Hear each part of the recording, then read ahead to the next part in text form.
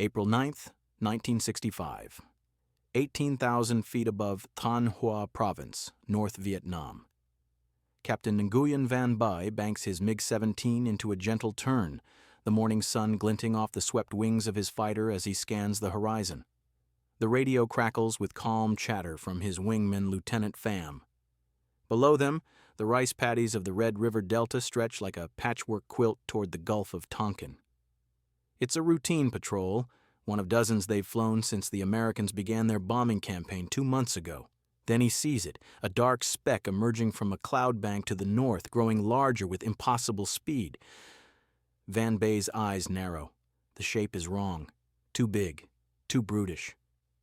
As it closes the distance, he makes out the distinctive profile. Twin engines, twin tails, a nose that looks like it was designed to punch through walls. The Americans call it the F-4 Phantom II. Van Bai has seen intelligence photographs. He's sat through briefings where Soviet advisors showed grainy images of this aircraft. But seeing it in person, closing at over 500 knots, is different. The thing is enormous, nearly twice the size of his nimble MiG-17. It looks less like a fighter and more like a transport aircraft someone strapped engines to. "Pham," he calls over the radio, his voice steady. "Do you see our American friend?" "I see him, Captain. He's big." Van Bai allows himself a slight smile. Big means heavy. Heavy means slow to turn. His MiG-17, a design that first flew in 1950, is a knife fighter, tight turns, quick rolls, built for close-range combat with its 323mm cannons. The American jet, for all its size and power, will be a lumbering target once they get into a turning fight. He's been flying combat missions since the French War. He knows his aircraft. He knows this sky. "Stay with me," Van Bai says. "We'll make a pass. See what he does." The Phantom grows larger in his canopy. Van Bai can now make out details, the angular intakes, the drooping wings, the bubble canopy with 2 crew members visible inside. The Americans are running a bombing escort mission, probably protecting the Thuds, the F-105 Thunder Chiefs, that have been hammering the Dragon's jaw bridge for weeks. Van Bai pulls his MiG into a climbing turn, positioning for an attack from above and behind. His fingers rest lightly on the control stick. The gun sight glows amber in his peripheral vision. This will be a simple intercept. Get behind the American close to cannon range and... The Phantom pilot sees them. What happens next defies everything Van Bai has learned in 15 years of flying fighters. The massive American jet doesn't turn to engage. It doesn't attempt to maneuver. Instead, the twin J-79 engines light with a brilliant orange glow and the Phantom accelerates. Not gradually. Not with the steady increase of speed Van Bai expects. The F-4 simply leaps forward, as if someone cut the rope holding it back. Van Bai pushes his throttle to the stop. His MiG-17's Klimov VK-1 engine howls, giving everything it has. He's at full military power, diving now to gain speed, but the Phantom is pulling away. The distance between them increases, 100 meters, 200, 500. Within seconds, the American jet is a dark speck again, now pulling into a steep climb that would stall any normal aircraft. "He's running!" Pham calls out, excitement in his voice, but Van Bai says nothing. He's watching the Phantom climb at an angle that seems to defy physics, its twin engines leaving parallel contrails against the blue sky. The American isn't running. He's repositioning. And Van Bai, with his altitude advantage gone and his airspeed bleeding off, realizes he's now the one in danger. The Phantom levels off at 25,000 feet, 7,000 feet above Van Bai's current altitude, and turns back toward them. Van Bai's radio erupts with warnings, ground control, urgent, multiple bandits, F-4s, 4 aircraft, 4! There are 4 of them! Van Bai had been so focused on the first one that he hadn't seen the others. The lead Phantom rolls into a dive, picking up speed, and Van Bai sees something detach from under its wing. A white smoke trail appears, arrow straight, coming directly at him. "Brake! Brake!" he shouts. Van Bai throws his MiG into a hard left brake, pulling the stick into his lap, the G-forces crushing him into his seat. His vision tunnels. The edges go gray. He grunts against the pressure, fighting to keep consciousness as his fighter whips through a tight arc. The missile, an AIM-7 Sparrow, tracks him for 2 seconds before its radar guidance loses lock in the turn. It streaks past, 200 meters off his right wing, and detonates harmlessly above him. Van Bai rolls out, gasping, his flight suit soaked with sweat despite the cold at altitude. Pham isn't so lucky. Van Bay catches a glimpse of his wingman's MiG trailing smoke, the canopy already gone. A white parachute blossoms against the green landscape below. The second Phantom, Van Bay hadn't even seen it fire, has already blown through their formation and is climbing back to altitude. 30 seconds. The entire engagement has lasted 30 seconds, and Van Bay has lost his wingman without ever getting a shot. He keys his radio. "This is Red Leader. I am engaging." But even as he says it, he knows it's bravado. The Phantom that fired at him is now 3 kilometers away, circling at 30,000 feet, completely out of reach. Van Bay's MiG-17 can barely reach that altitude and certainly can't fight there. The American pilot knows this. He's not even trying to dogfight. He's using the vertical dimension like a fortress wall, shooting down from an untouchable perch. Van Bay's training, all his experience with turning fights and gun solutions, is suddenly irrelevant. Another smoke trail. This time, Van Bay sees it early. A second Phantom diving from high above has fired another Sparrow. Van Bay breaks right, then reverses left, jinking unpredictably. The missile loses him in the maneuver, but now his airspeed is gone. He's at 220 knots, barely above stall speed, wallowing through the air like a cargo plane. The Phantoms don't close in for the kill. They don't need to. They simply maintain their altitude advantage, circling like hawks, waiting for Van Bay to make a mistake or run out of options. Van Bay's fuel gauge is approaching the red line. He's been in full afterburner, what little his MiG-17 has, for 3 minutes. He has maybe 5 minutes before he has to break off or risk flaming out on approach to Noi Bai. Red Leader, return to base. Ground control orders. We are scrambling additional aircraft. Van Bay takes one last look at the Phantoms above him. They're not pursuing. They've resumed their escort position, shepherding the F-105s that are already aggressing south after hitting their targets. The Americans have accomplished their mission. Van Bay has accomplished nothing except surviving. He turns northeast toward home and tries not to think about the word that keeps echoing in his mind. Outclassed. May 12, 1965. Noi Bai Airfield, North Vietnam. The debriefing room is thick with cigarette smoke and tension. Van Bay sits at a long table with 5 other MiG-17 pilots, facing a Soviet advisor, Colonel Viktor Sokolov, whose expression suggests he's already tired of what he's about to say. "The F-4 Phantom," Sokolov begins in accented Vietnamese, "is not the aircraft you were trained to fight." A wall chart behind him shows the Phantom's silhouette next to a MiG-17. The size difference is almost comical. The American jet looks like it could swallow the Soviet fighter whole. "You have been trained in the tactics of the Great Patriotic War," Sokolov continues. "Close-range maneuvering, turning fights, gun solutions. These tactics are obsolete against the Phantom." Captain Tran Han, who flew the previous day's intercept, speaks up. "We have maneuverability. They have size. In a turning fight." "There will be no turning fight," Sokolov interrupts. "The Phantom pilot will not engage in a turning fight. Look at the specifications." He taps the chart. "Maximum speed, Mach 2.2. Your MiG-17, Mach 0.93. Rate of climb, 41,300 feet per minute. Your aircraft, 12,800 feet per minute. Service ceiling, 60,000 feet. Your aircraft, 54,000 feet, and barely combat effective above 45,000. The numbers hang in the air like an indictment. They also, Sokolov adds, carry the APQ-72 radar and AIM-7 Sparrow missiles with a range of 16 kilometers. They can see you before you see them. They can shoot you before you know they're there. Van Bay leans forward. "So, what do we do? Surrender the sky to them?" Sokolov allows himself a thin smile. "No, Captain, you adapt. The Phantom has weaknesses, no internal gun, only missiles. Missiles that do not work well in clouds, in ground clutter, or at very close range. The Phantom is fast but not agile. If you can force them into a slow-speed turning fight, if you can survive long enough to get close, you can win." "Survive long enough," Tran Han mutters. "That's the problem." Van Bay understands the bitter truth in those words. In the months since the Phantoms arrived in theater, they've lost 6 MiG-17s.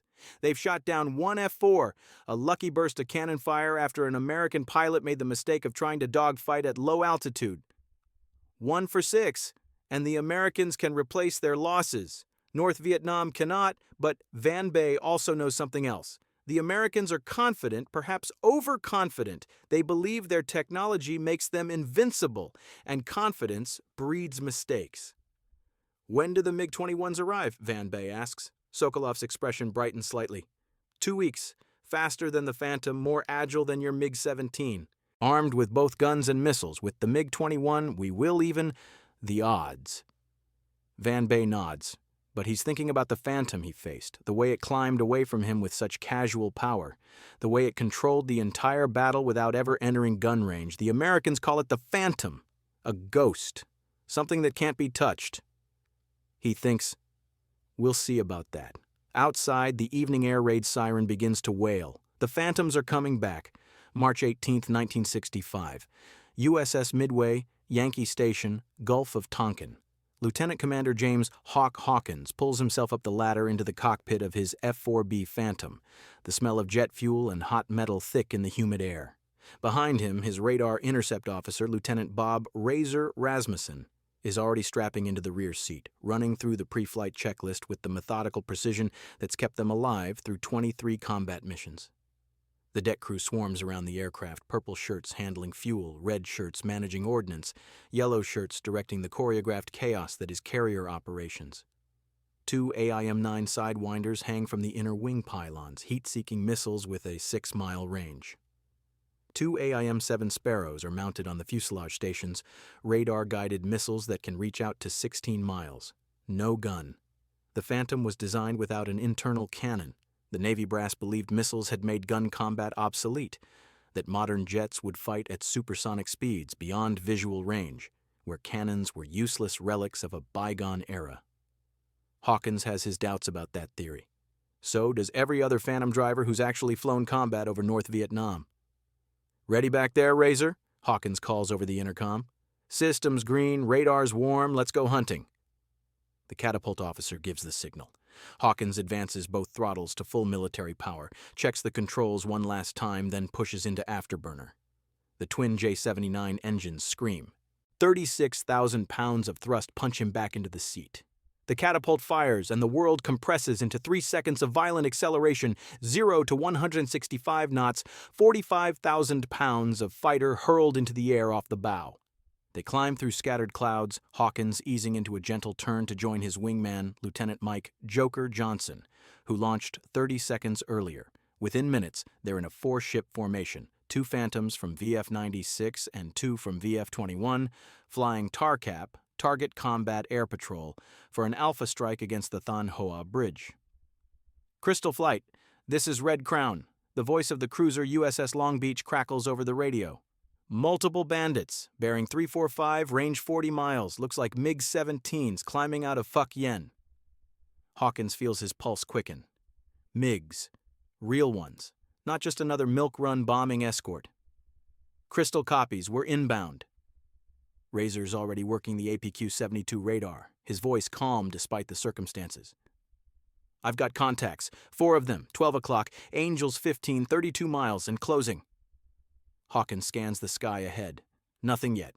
But that's the Phantom's edge. They can see the enemy on radar long before visual contact. The MiG drivers are flying blind, relying on ground control vectors, hoping to stumble into gun range before the Americans know they're there. Not today. "Crystal Flight, weapons free," Hawkins calls. "Let's use the vertical, split high-low." It's a tactic they've refined over dozens of missions. 2 Phantoms climb to 25,000 feet, maintaining speed and altitude advantage. The other 2 stay lower, acting as bait. The MiGs will see the low pair, think they have an advantage, and try to engage. Then the high pair dives in with missiles. Simple, effective, and it exploits everything the Phantom does well. Hawkins takes the high position, Joker on his wing. Below, the other element, callsign Viper, maintains 15,000 feet, visible as 2 dark specks against the green landscape. "Tally-ho," Razor calls. "Visual on 4 MiG-17s. They're going after Viper." Hawkins sees them now, small silver darts, much more agile-looking than his own aircraft. For a moment, he understands why some pilots call the MiG-17 beautiful. It's a pure fighter, unencumbered by the Phantom's multi-role compromises, every line designed for one purpose: dogfighting. But beauty doesn't win wars. Viper, bandits on your 6. We're coming down. Hawkins rolls inverted and pulls the Phantom, dropping into a 60-degree dive. The airspeed indicator winds up, 400 knots, 500, 600. The controls stiffen. The G-forces build as he pulls out of the dive, leveling at 20,000 feet, now 800 knots, and closing on the MiGs from their high 7 o'clock position. The North Vietnamese pilots are focused on Viper flight, trying to close for a gun solution. They haven't seen Hawkins, not yet. Razor, you got tone? Negative. Too much aspect angle, need to get closer. Hawkins adjusts, keeping his speed up but angling for a better firing position. The MiGs are in a hard turn now, trying to stay with Viper's lead, who's braking left. One of the Vietnamese pilots, probably the flight leader, is good. He's anticipating the brake, cutting inside the turn, his cannon firing. Tracers stream past Viper's tail. Too close. Fox 1! Hawkins calls, squeezing the trigger. An AIM-7 Sparrow drops from the fuselage rail, ignites, and streaks forward on a column of white smoke. The MiG flight leader sees it at the last second. He brakes hard right, abandoning his gun attack, pulling enough Gs to gray out. The Sparrow tracks him for 3 seconds, guidance solid, radar lock maintained, then loses him in the turn. The missile detonates 200 feet behind the MiG, close enough that Hawkins sees the flash, but not close enough for a kill. Damn it! But the engagement has done its job. The MiG formation is broken. 2 of them are diving away, running for the deck where ground clutter will hide them from radar. The flight leader is climbing, trying to regain position. The 4th MiG, the wingman who stayed high, is turning toward Hawkins. This one's aggressive, or stupid, maybe both. He's coming at us, Razor calls. Head-on pass. Hawkins keeps his speed up, keeps his altitude. The MiG is diving slightly, building energy for a climb, and guns pass. The closure rate is over 1,200 knots, nearly a mile every 3 seconds. In 10 seconds, they'll meet. Hawkins watches the MiG grow larger in his windscreen. He can see the pilot now, a tiny figure in the canopy. The MiG's 23mm cannons are firing. Hawkins sees the muzzle flashes, but at this closure rate, this angle, hitting anything, is pure luck. 5 seconds. Sidewinder tone, Razor calls. Heat signature good, 3 seconds. Fox 2. Hawkins fires an AIM-9 Sidewinder. The missile leaps off the rail, its infrared seeker locked onto the MiG's engine heat. But at this range, this speed, there's no time for the missile to guide properly. 1 second. Both aircraft flash past each other, canopy to canopy, close enough that Hawkins sees the North Vietnamese pilot's face, young, startled, helmeted. And then the MiG is gone, behind and below. Hawkins pulls up hard, converting his speed into altitude, climbing through 25,000 feet, 30,000, executing a vertical reversal that would rip the wings off a lesser aircraft. The Phantom's engines roar, afterburners lit, the whole airframe shaking with power. "Where is he?" Hawkins demands. "He tried to follow us up," Razor says, and Hawkins can hear the grin in his voice. "He's stalled out at 18,000. He's falling." Hawkins rolls, looks down, and sees the MiG tumbling through the air, the pilot fighting for control, his aircraft's nose pointing at the sky while the jet falls backward. It's a flat spin, deadly, nearly unrecoverable in a MiG-17. The canopy blows. The pilot ejects, his seat rocketing clear just before the MiG enters a death spiral. "Splash 1 MiG," Razor confirms. Hawkins levels at 35,000 feet, scanning for threats. The sky is empty. The other MiGs have fled. Below, the strike package, 8 F-105s, is aggressing south, their bombs already dropped. Mission complete. "Crystal Flight, this is Red Crown. Good kill. RTB when ready." Hawkins takes a breath, lets the adrenaline drain. Another mission, another MiG. The Phantom, this flying boxcar that looks too big, too heavy, too ungainly to be a fighter, has done exactly what it was designed to do. He thinks about the North Vietnamese pilot now floating down under his parachute and wonders what story he'll tell about the American jet that climbed away from him like a rocket. October 7th, 1966, Kep Airfield, North Vietnam. Captain Nguyen Van Bai walks slowly around his new aircraft, trailing his hand along the smooth metal skin. The MiG-21 gleams in the late afternoon sun, sleek, purposeful, a thoroughbred compared to the workhorse MiG-17 he's been flying for 18 months. The delta wing gives it an almost alien appearance, like something from a science fiction film. This is the Soviet Union's most advanced fighter, and Van Bai is one of only 12 North Vietnamese pilots qualified to fly it. Colonel Toom, Nguyen Toon, The VPAF's most experienced pilot stands beside him, arms crossed. Toom has 7 confirmed kills against American aircraft. His weathered face carries the weight of 100 combat missions. Fast, Toom says simply.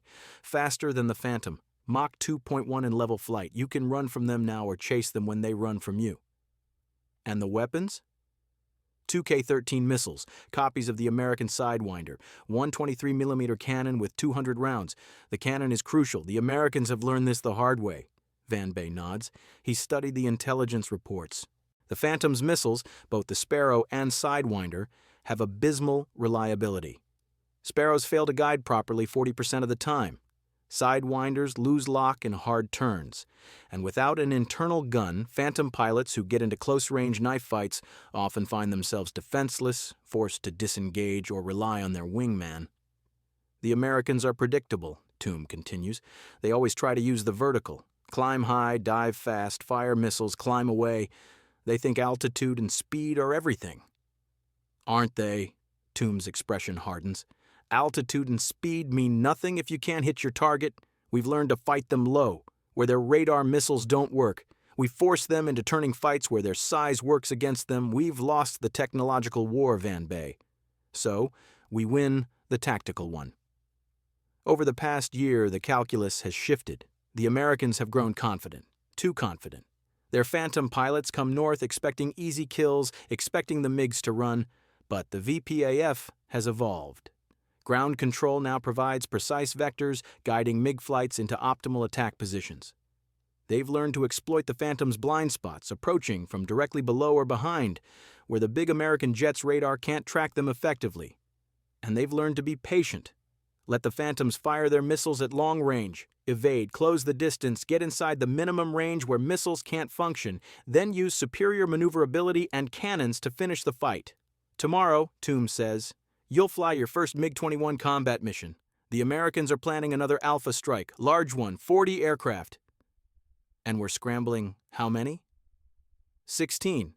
8 MiG-17s from Fuck Yen, 8 MiG-21s from here. Van Bay does the math, 16 against 40. But the Americans have to protect their strike aircraft, the vulnerable F-105s carrying bombs.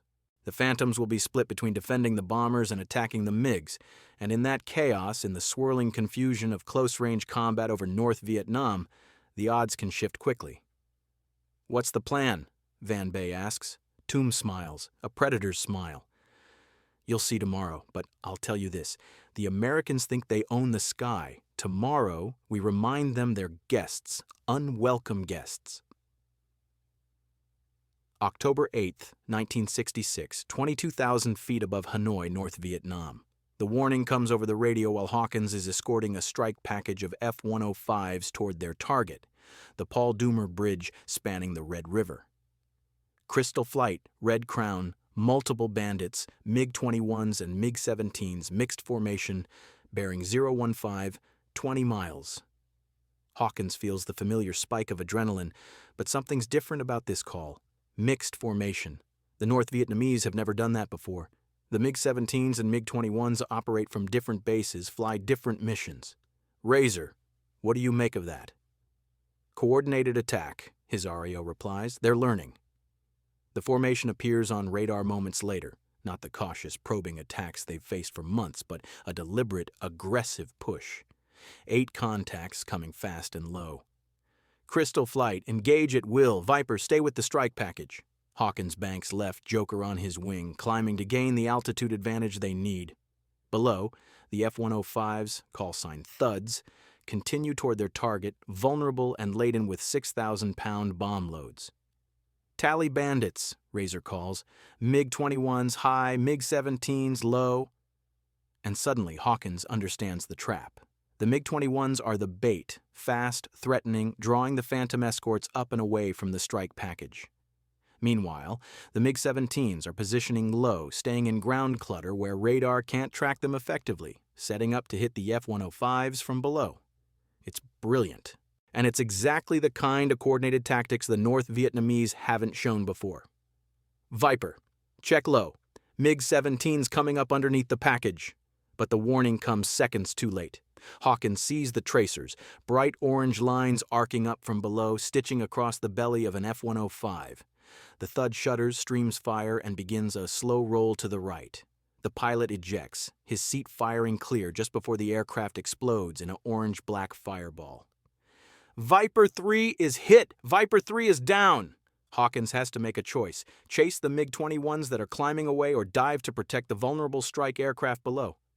It's not really a choice. The mission is to protect the bombers. Crystal, we're going low. Joker, stay on me. He rolls inverted and pulls, diving through 50 feet, airspeed building rapidly. The MiG-17s scatter as the Phantoms approach, 4 of them breaking in different directions, denying Hawkins a clean missile shot. One MiG breaks right, crossing directly in front of Hawkins at a 90-degree angle. It's a perfect setup for a sidewinder shot, close range, high heat signature, clear aspect angle. Fox 2! The sidewinder comes off the rail, tracks perfectly for 2 seconds, then impossibly loses lock and spirals away uselessly. The missile simply quits. $15,000 of American technology that just gave up. God damn it! The MiG-17 pilot knows how close he came to dying. He pulls into a vertical climb, impressive for such an old design, then rolls over the top and dives back toward Hawkins. The North Vietnamese pilot is coming straight at him, head-on, closing at over 1,000 knots. And his cannons are firing. Hawkins sees the muzzle flashes, sees the tracers walking toward him. At this closure rate, he has maybe 2 seconds to react. He pulls hard left, the Phantom responding sluggishly at this low altitude and speed. The MiG flashes past, so close that Hawkins feels the aircraft shudder in the turbulence. Jesus, that was close. He's reversing on us, Razor warns. He's trying to get on our 6. This is the nightmare scenario. Slow speed, low altitude, enemy with guns behind them. The Phantom has nothing to fight with at this range. The sidewinders need time and distance to track. The Sparrows are useless in this clutter, and they have no gun. Hawkins does the only thing he can, lights both afterburners and runs. The J-79 engines roar, pushing the Phantom forward with brutal force. Hawkins accelerates, climbing simultaneously, converting the massive excess thrust into both speed and altitude. Within seconds, he's at 450 knots and climbing through 12,000 feet. The MiG-17 tries to follow but simply can't keep up. Its engine lacks the power, but Hawkins has been forced to disengage, forced to run. And below, the strike package is taking losses. By the time he circles back, 2 more F-105s are hit. One limping south trailing smoke, another falling in pieces toward the jungle below. The MiG-21s that had stayed high are now diving through the formation, making slashing attacks, forcing the American pilots into defensive maneuvers that ruin their bombing runs. The Alpha Strike, 40 aircraft, thousands of pounds of ordnance, millions of dollars in planning, is falling apart. All aircraft, abort, egress south. The Thuds jettison their bombs and run for the coast. The Phantoms form a protective screen, but the MiGs don't pursue. They've accomplished their mission. They've turned back the strike without losing a single aircraft. On the flight back to the carrier, Hawkins is silent. Razor finally speaks up. They're getting better. Yeah, Hawkins says quietly. They are. March 3rd, 1967. Nias Miramar, California. Commander Dan Peterson stands in front of 36 naval aviators, the best fighter pilots the Navy can assemble, and he's about to tell them that everything they think they know about air combat is wrong. Gentlemen, he begins, welcome to what we're calling the Navy Fighter Weapons School. You're going to call it something else, Top Gun. Either way, you're here because we're losing aircraft we shouldn't be losing, and that's going to stop. The pilots shift in their seats. They've all heard the statistics. Despite the Phantom's technological advantages, the kill ratio over North Vietnam is barely 2.4 to 1. In Korea, American pilots achieved 10 to 1. In World War II, the best squadrons managed 15 to 1. Something is badly wrong. The problem, Pedersen continues, clicking to the next slide, starts here. The image shows an F-4 Phantom, sleek, powerful, bristling with missiles.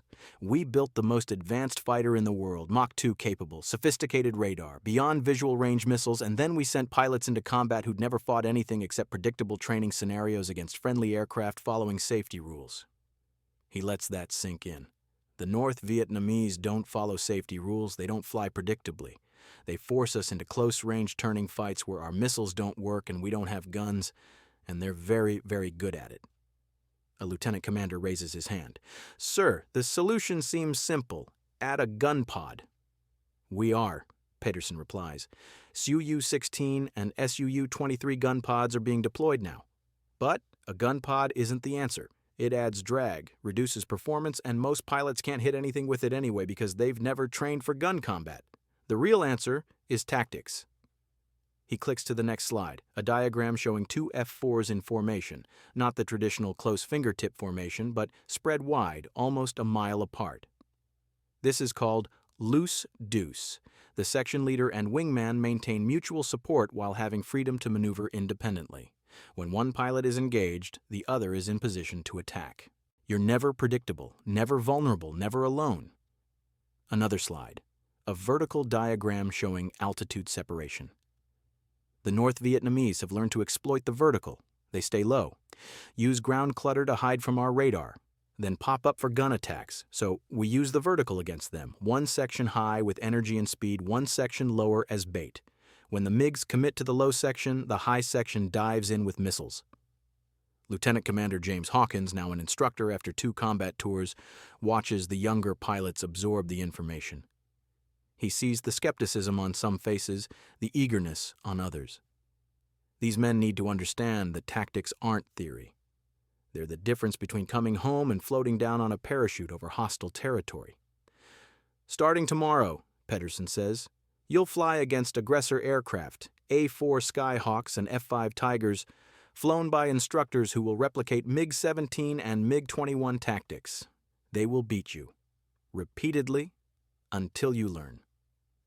June 21, 1967, 19,000 feet above Haiphong, North Vietnam. Lieutenant Commander Cal Moose Swanson banks his F-4J into a gentle turn. His wingman, Lieutenant Rick Wizard West, positioned 4,000 feet away and 2,000 feet above. Loose deuce, exactly like they trained. Wizard, Crystal 1-1, maintain position. Red Crown is painting 4 bandits 15 miles north.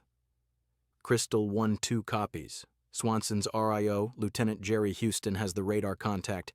MiG-21s, they're supersonic, coming fast. This is the new North Vietnamese tactic, high-speed slashing attacks, firing missiles at long range, then running before the Phantoms can respond, hit and run. It's effective, and it's forced the Americans to adjust. Crystal, we're going high. Let's use their speed against them. Swanson climbs, pushing the Phantom to 30,000 feet. The MiG-21s are coming in at 25,000 feet, probably planning to fire missiles and then use their speed to escape. But Swanson isn't where they expect him to be. He's above them with altitude and energy advantage. The MiGs appear, 4 delta-winged fighters in a loose formation. They're scanning below, looking for targets at medium altitude where American fighters typically patrol. They don't see us, Houston says. We're above their radar scan angle. Swanson waits. Patience. That's another lesson from Top Gun. Don't fire the moment you have a shot. Wait for the perfect shot. The lead MiG-21 finally spots the Phantoms. Too late. Swanson is already diving, building speed, positioning for a Sparrow shot from the MiG's rear quarter. This angle minimizes the chance of the missile losing lock. Tone. Good radar lock. Fox 1. The AIM-70 Sparrow drops from the fuselage rail and ignites. The improved E-model has better guidance, better reliability. It tracks perfectly, the MiG pilot seeing it too late, braking hard left but unable to outturn the missile at this range and closure rate. The Sparrow detonates 3 feet from the MiG's tail. The explosion shreds the engine and vertical stabilizer. The MiG tumbles, streaming fire and metal fragments. The pilot ejects seconds before the aircraft disintegrates. Splash 1 MiG-21! But there's no time to celebrate. The other 3 MiGs are scattering, and one of them, either very brave or very stupid, is reversing toward Swanson instead of running. He's engaging, Houston calls. Bandit 4 o'clock high, diving on us! This MiG pilot is different, aggressive, probably experienced. He's diving to build energy, planning to convert that speed into a vertical climb and a guns pass. Swanson doesn't try to turn with him. Instead, he accelerates, straight line, maximum thrust. The range opens. 2,000 feet, 3,000 feet, 4,000 feet. The MiG pilot fires his cannon, but at this range, against a target pulling away at 600 knots, he might as well be throwing rocks. Wizard, he's yours. West has been waiting for exactly this moment. While the MiG focused on Swanson, West positioned himself perfectly, high, fast, and directly behind the enemy fighter. Now he dives, closes to 4,000 feet, and fires. Fox 2! The AIM-90 Sidewinder, another improved model, tracks flawlessly. The MiG pilot sees it at the last second, tries to brake, but he's already extended too much energy chasing Swanson. He's slow, vulnerable. The Sidewinder slams into his port wing root and detonates. The wing separates from the fuselage. The MiG enters a flat spin. No ejection this time. The fighter impacts a rice paddy 5 seconds later. Splash 2! The remaining 2 MiG-21s are running now supersonic, heading north toward the Chinese border. Swanson considers pursuit, but checks his fuel state. They're at bingo, minimum fuel for recovery aboard the carrier. Crystal Flight, good kills, RTB. On the flight back, Houston keys the intercom. That's exactly how they taught it at Miramar. Swanson smiles inside his oxygen mask. Yeah, turns out training works. November 19th, 1967. Udorn Royal Thai Air Force Base, Thailand. Major Robert Snake Stevenson walks around his F-4D inspecting the new addition, a SUU-23A gun pod mounted on the centerline station. The pod contains a 20mm M61 Vulcan cannon with 1,200 rounds of ammunition, 6,000 rounds per minute when firing, enough to saw another aircraft in half if he can get close enough to use it. The Air Force has been slower than the Navy to adapt, but they're learning. The lessons are written in blood. Too many phantoms lost in close-range engagements where missiles failed and guns would have made the difference. His weapons officer, Captain Tim Deacon Richards, climbs into the rear seat. Think we'll need that today? Hope not. But if we do, I want it. They launch at dawn, part of a 4-ship flight escorting F-105s to a target near Hanoi. The mission profile is standard, until it isn't. Devil Flight bandits! MiG-17s low, coming out of ground clutter! Stevenson sees them. 4 MiGs, almost invisible against the green jungle, climbing fast to intercept the strike package. This is a gunfight. The MiG-17s won't even try to run. They'll commit fully, turn hard, get close. Devil 1 engaging. 2, stay with the thuds. Stevenson rolls inverted and pulls, diving toward the lead MiG. The North Vietnamese pilot sees him coming and turns to engage. Not away, but toward. A head-on pass, both fighters closing at combined speed over 1,200 knots. Stevenson fires a Sidewinder. It guides for a second, then loses lock. Too much aspect angle. The missile streams away harmlessly. The MiG's cannons light up, tracers, coming straight at him. Stevenson pulls hard right, 7 Gs, the world graying at the edges. The MiG flashes past, and Stevenson reverses left, trying to get on the enemy's tail. But the MiG-17 turns inside him, its tighter turn radius winning the geometry battle. For 10 seconds, they circle each other, neither able to gain advantage. The Phantom is faster, but the MiG turns better. Stalemate.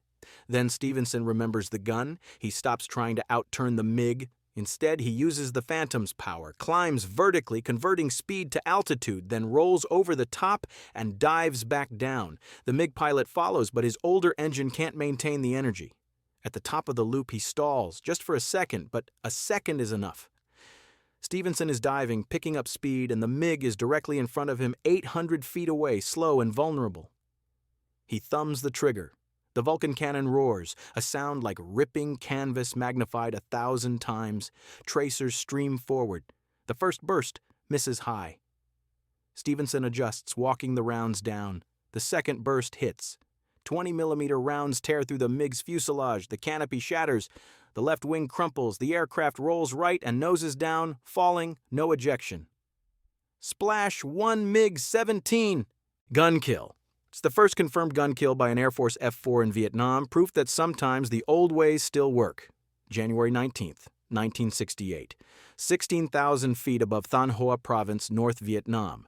Captain Nguyen Van Bai has been fighting Americans for 3 years. He survived 37 combat missions in his MiG-21. He shot down 2 F-4 Phantoms and damaged 3 others. He knows the American tactics as well as his own. The high-low splits, the loose deuce formations, the way they use their speed and climb rate to control the fight. Today that knowledge might not be enough. His ground controller's voice crackles over the radio. Red leader, multiple bandits, 8 F-4s escorting strike package. They are expecting you. Of course they are. The Americans always expect MiGs now. They've learned to anticipate the intercepts, to position their fighters in mutually supporting formations that are difficult to attack.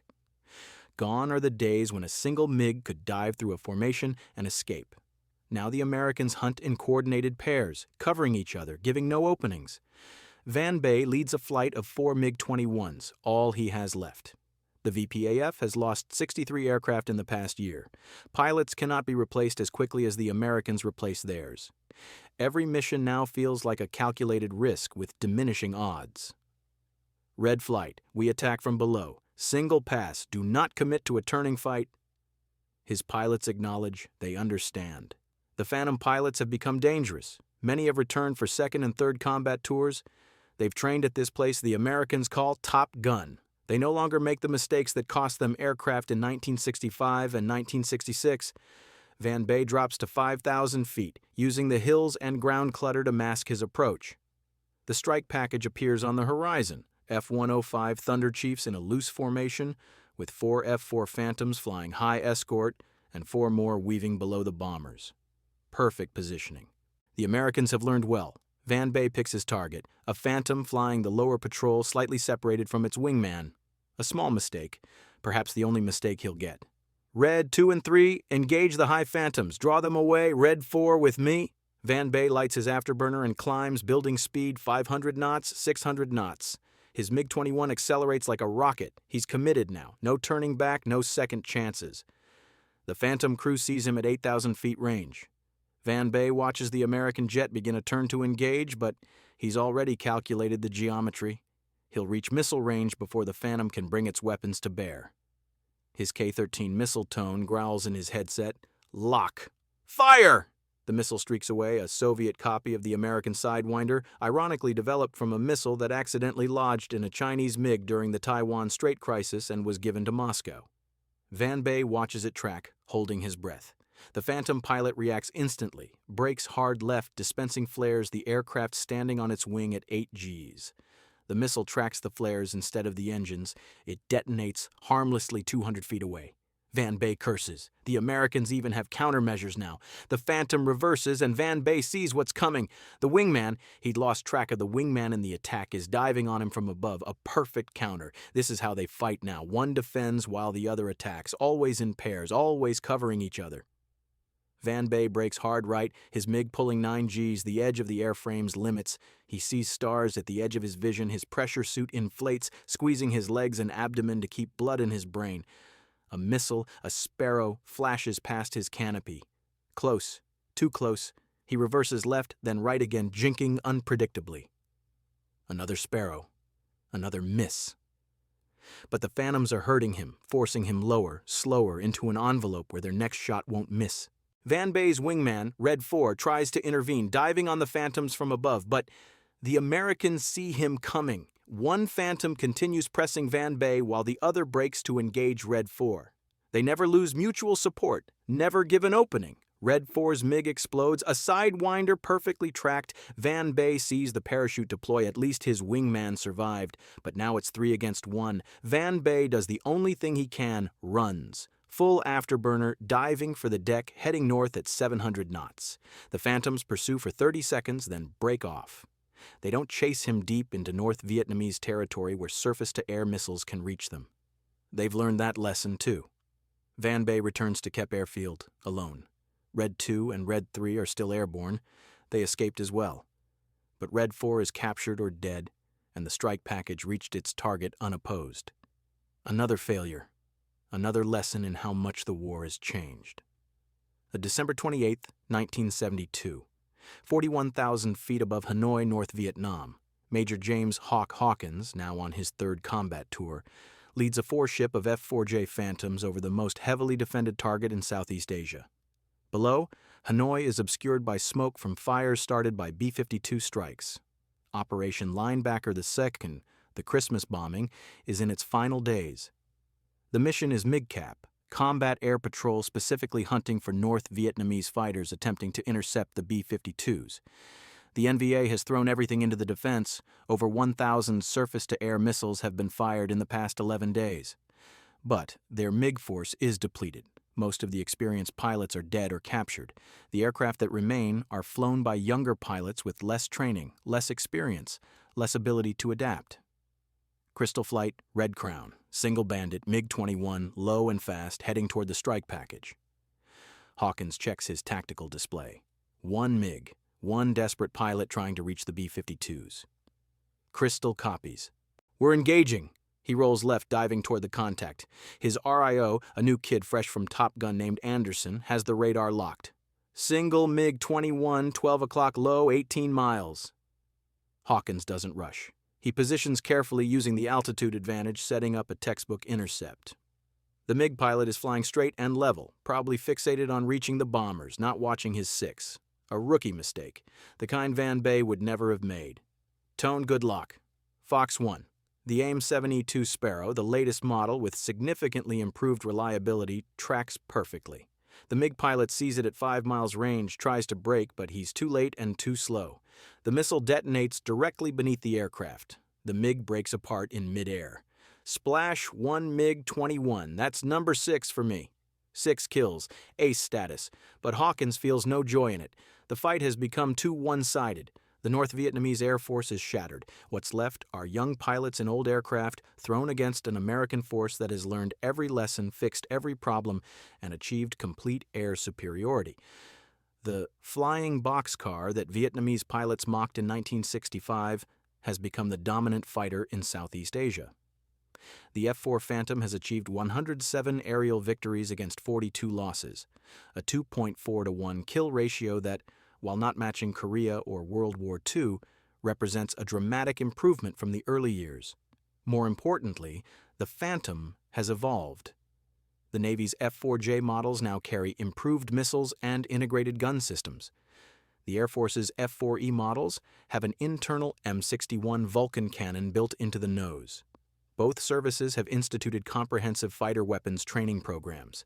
The pilots flying Phantoms in 1972 are not the same pilots who struggled in 1965. They've learned. They've adapted. They've become lethal. On April 27, 1975. Tan Son Nut Air Base, Saigon, South Vietnam. The war's over. North Vietnamese tanks are rolling into Saigon.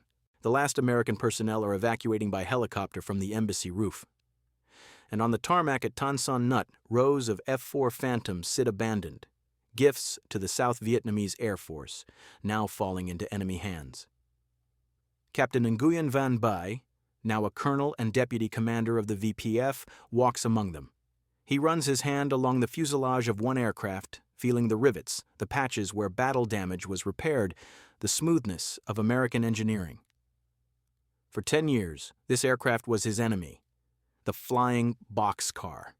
The jet that was supposed to be too big, too heavy, too clumsy to be an effective fighter. The jet that Vietnamese pilots laughed at when it first appeared over Hanoi. The jet that changed aerial warfare forever. Van Bay thinks about all the pilots he knew who never came home. Tran, Pham, Nguyen Toon, Colonel Toom himself killed in 1972. Good men, brave men.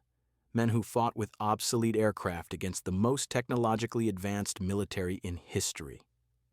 They won the war. North Vietnam won. But in the air, the Phantom won nearly every battle. Van Bay boards a captured American Jeep and drives away from the flight line. Behind him, the Phantom sits silent in the tropical sun, monuments to American ingenuity, testaments to the power of adaptation, reminders that even the most mocked innovation can change everything. The ground crews will strip them for parts. The useful components will be salvaged. Eventually, the airframes will be scrapped or displayed as war trophies. But Van Bay knows the truth that every surviving VPAF pilot knows. They didn't beat the Phantom. They survived it. There's a difference. The flying boxcar proved to be exactly what American designers intended, a supersonic, multi-role fighter bomber capable of dominating the skies through speed, technology, and adaptability. It forced its enemies to evolve, forced its operators to improve, and ultimately proved that size and appearance matter far less than capability and the skill of those who fly it. In the end, the North Vietnamese pilots stopped laughing. They'd learned to respect the ghost that owned the sky.